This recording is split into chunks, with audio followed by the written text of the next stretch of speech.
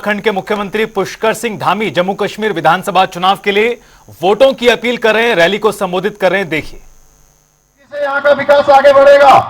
आज जम्मू कश्मीर में युवाओं के लिए रोजगार के नए अवसर खुल रहे हैं तथा सरकार में राज्य में पर्यटन और उद्योग को बढ़ावा देने के लिए कनेक्टिविटी को आज मजबूत किया जा रहा है।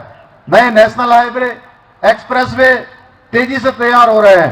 साथ ही अब रेल कनेक्टिविटी से भी ये क्षेत्र पूरा जुड़ रहा है। आज चिनाब ब्रिज हो, जोजिला टनल हो, डॉक्टर श्यामा प्रसाद मुखर्जी टनल हो, वंदे भारत ट्रेन हो, ऐसे अनेक परियोजनाएं जम्मू कश्मीर की कनेक्टिविटी को तेजी से बढ़ा रही हैं, सुविधाओं को तेजी से बढ़ा रही हैं। आज जम्मू और कश्मीर के अंदर आने वाले पर्यटकों की संख्या 2.5 गुना से ज्यादा बढ़ गई है। एक समय था, आप सब याद करिए, किस समय में मैक्सिमम टेररिज्म होता था और आज मिनिमम टेररिज्म हो गया और मैक्सिमम टूरिज्म हो गया। भाइयों बहनों, अधिकतम आज पर्यटन बढ़ गया है। ऐसे अनेक योजनाएं आज जम्मू और कश्मीर के अंदर चल रही हैं, जिनके कारण से चाहे यहां एम्स की स्थापना हुई हो, IIM की स्थापना हो, यही नहीं, स्थानीय डोगरी, कश्मीरी, हिंदी भाषा को भी मोदी सरकार ने जम्मू कश्मीर की राजभाषाओं में शामिल किया है। और आप सबके बीच में जो निर्दलीय प्रत्याशी आ रहे हैं, आप सब जानते हैं, उसके बारे में अभी डॉक्टर साहब भी बोल रहे थे, जिनको करना नहीं है कुछ भी, उनसे होना भी नहीं है। भाइयों बहनों, मैं बिल्कुल देवभूमि से आया हूं, मैं कोई झूठ नहीं बोलूंगा आपसे। उनसे कुछ नहीं होने वाला है, वो केवल और केवल वोट काटने के लिए आए हैं। इसलिए आपको अपने एक एक वोट की कीमत समझनी है। चाहे पर्वतीय क्षेत्र का चाहे आरक्षण देना हो, यह काम हमारी पार्टी ही कर सकती है, भारतीय जनता पार्टी कर सकती है, मोदी जी कर सकते हैं, देश की सरकार कर सकती है। किसी निर्दलीय प्रत्याशी के बस की बात नहीं है। भाइयों बहनों, ऐसे हम उनके उकसाने में, इस प्रकार के संदेह में हमें नहीं पड़ना चाहिए। भाइयों बहनों, आप सबको तय करना है कि आपको कैसा नेतृत्व चाहिए।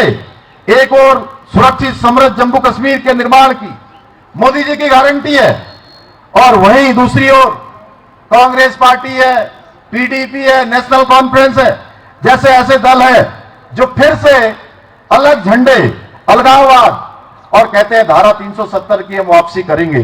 भाइयों बहनों, इस बार का जो ये विधानसभा का चुनाव है, ये 3 परिवारों और जम्मू कश्मीर के नौजवानों के बीच है। इस सुंदर राज्य को पिछले 30 वर्षों तक लगातार कांग्रेस ने, PDP ने, नेशनल कॉन्फ्रेंस जैसे दलों ने परिवारवाद की भेंट चढ़ा दिया, आतंकवाद की भेंट चढ़ा दिया, अलगाववाद की भेंट चढ़ा दिया। भाइयों बहनों, यहां जिन राजनीतिक दलों पर आपने भरोसा किया, उन्होंने आपके बच्चों के भविष्य की कोई चिंता नहीं की, बल्कि अपने बच्चों को ही आगे बढ़ाने का काम किया है। यह हम लोगों ने भली भांति देखा है। इतना ही नहीं, इन लोगों ने सरकारी नौकरियों में भी केवल अपने पिछलग्गू लोगों को नौकरियों में भर्ती दी है। भाइयों बहनों, कांग्रेस हो, नेशनल कॉन्फ्रेंस हो, PDP के नेता, इनके हाथ भ्रष्टाचार में रंगे हैं। 2001 में फारूक अब्दुल्ला की सरकार द्वारा लाया गया रोशनी कानून भ्रष्टाचार का एक बहुत बड़ा उदाहरण है, जिससे जम्मू कश्मीर की जनता ने से 25,000 करोड़ का घोटाला किया गया।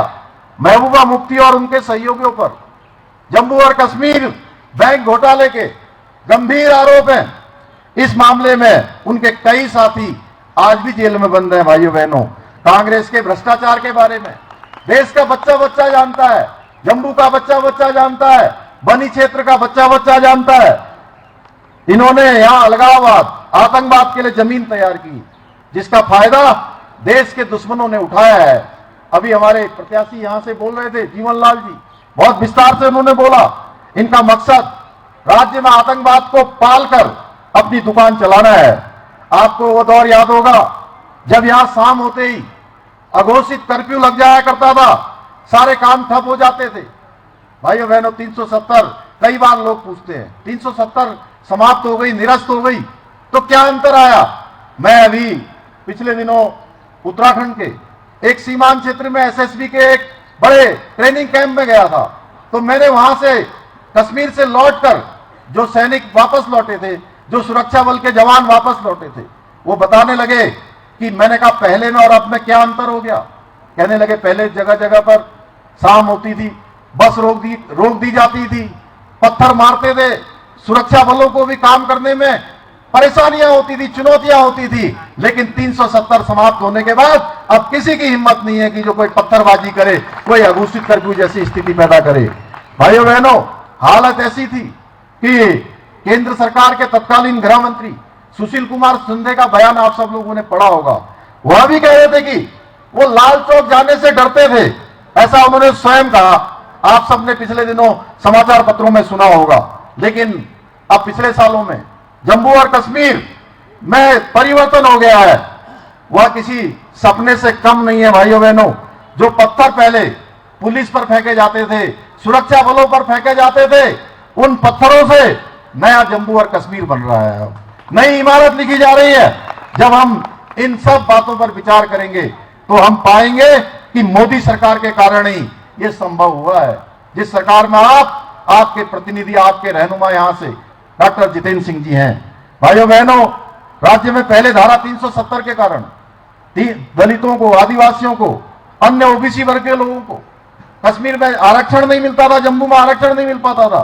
पर धारा 370 समाप्त होने के बाद अब इन वर्ग के लोगों को भी राज्य में आरक्षण का लाभ मिल रहा है। तो वो दल जिन्होंने लंबे समय तक देश की आजादी के बाद से लगातार इनको केवल तुष्टीकरण के तहत अलग रखा था, भाइयों बहनों, आज वो चाहे कांग्रेस पार्टी हो, चाहे वो एनसी हो या पीडीपी हो, उनको चिढ़ आ रही है कि धारा 370 क्यों समाप्त हो गई। भाइयों बहनों, ये लोग कांग्रेस और उसकी सहयोगी पार्टियां यहां पर रोहिंग्या शरणार्थियों को बसाकर जम्मू कश्मीर की जो डेमोग्राफी है उस डेमोग्राफी को बदलना चाहते हैं। आप सभी ने नेशनल कॉन्फ्रेंस और पीडीपी के घोषणा पत्र को भी देखा होगा, किस प्रकार से उन्होंने एक वर्ग विशेष के लिए विद्वेषपूर्ण भावनाओं का एक लेखा जोखा तैयार किया है। क्या मैं आप सबसे पूछना चाहता हूं, मैं देवभूमि उत्तराखंड से आया हूं, जहां से देश में आज भी एक बड़ा प्रतिशत देश की सीमाओं की सुरक्षा में उत्तराखंड के नौजवान देते हैं। भाइयों बहनों, इसी जम्मू और कश्मीर में आज हजारों लाखों की संख्या में आज जो देश के लोग जो है यहाँ अपनी सेवाएं दे रहे हैं, यहाँ की सुरक्षा में लगे हुए हैं, उसका एक बड़ा हिस्सा उत्तराखंड के लोगों का भी यहाँ है। क्या हम ऐसे लोगों को मौका देंगे? भाइयों बहनों, क्या ऐसी पार्टियों को हम मौका दे सकते हैं? बताइए आप जोर से। जो लोग फिर से जो है उसी गर्त में जम्मू और कश्मीर को धकेलना चाहते हैं, क्योंकि अगर इनका घोषणा पत्र लागू हुआ तो फिर से जानते हैं क्या होगा, फिर से स्कूल चलेंगे। तो मुख्यमंत्री पुष्कर सिंह धामी को आप सुन रहे थे, जहां बीजेपी उम्मीदवार के पक्ष में वो लोगों से वोट की अपील कर रहे थे।